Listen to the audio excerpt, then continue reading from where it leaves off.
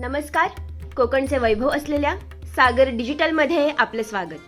कोकण आणि परिसराच्या घडामोडींचा वेध घेणाऱ्या बातमीपत्रात या क्षणाची एक महत्त्वाची बातमी. 1.5 दिवसांच्या गणेश मूर्तींचे विसर्जन रविवारी भक्तिमय वातावरणात संपन्न झाले. कोकणसह ठाणे, नवी मुंबईत 1.5 दिवसांच्या हजारो गणेश मूर्तींचे विसर्जन करण्यात आले. यावेळी शेकडो टन निर्माल्य जमा झाले. अनेक ठिकाणी कृत्रिम तलावांमध्ये गणेश मूर्तींच्या विसर्जनाला भाविकांनी उत्स्फूर्त प्रतिसाद दिला. ठाणे महापालिका क्षेत्रात 1.5 दिवसांच्या 17,113 गणेश मूर्तींचे विसर्जन झाले.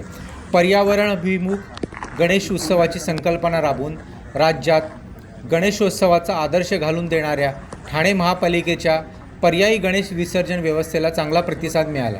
त्याचप्रमाणे महापालिकेच्या गणेश मूर्ती स्वीकृत केंद्रामध्ये प्राप्त झालेले एकूण 245 गणेश मूर्तींचे तसेच फिरत्या विसर्जन व्यवस्थेतील 27 गणेश मूर्तींचे विधिवत विसर्जन करण्यात आले. नागरिकांनी कृत्रिम तलावांना दिलेल्या प्रतिसादाबद्दल महापालिका आयुक्त सौरव राव यांनी सर्व गणेश भक्तांचे आभार मानले.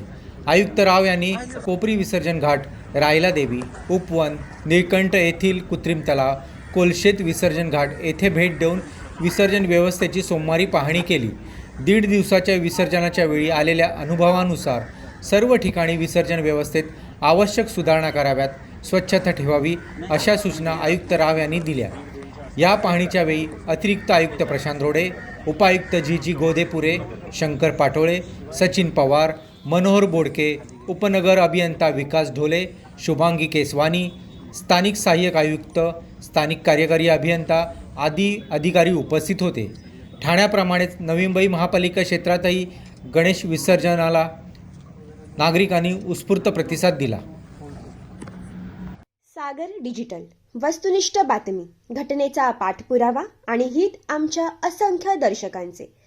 सागर डिजिटलच्या बातम्या नियमित पाहण्यासाठी आमचे YouTube चॅनल सबस्क्राईब करा, लाईक करा आणि ताज्या घडामोडींची सूचना मिळण्यासाठी बेल आयकॉनला क्लिक करा.